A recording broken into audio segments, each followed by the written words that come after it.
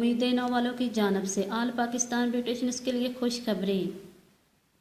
Bridal competition mehndi competition 1 day workshop 7 दिसंबर 2016 Pari capital hotel from Rawalpindi.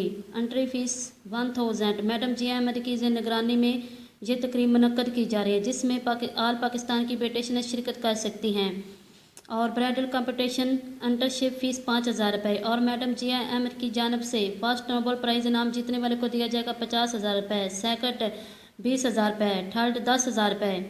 और mehndi competition अंटरशिप fees 3000 रुपये और मैडम जी अहमद की तरफ से फर्स्ट नोबल प्राइज़ इनाम 20,000 रुपये, सेकंड 10,000 रुपये और थर्ड 5,000 रुपये। और जिसमें तशरीफ़ ला रहे हैं कराची टीवी सेंटर और फिल्म इंडस्ट्री और हम टीवी के मशहूर मेकअप आर्टिस्ट वाजिद खान, जो आपको लाइव मेकअप करना सिखाएंगे। और इस तकरीब में शिरकत करना मत भूलिए, क्योंकि ब्राइट फ्यूचर सबका हक है। और मज़ीद मालूमात के लिए नीचे दिए गए नंबर पर आप कॉन्टैक्ट कर सकते हैं।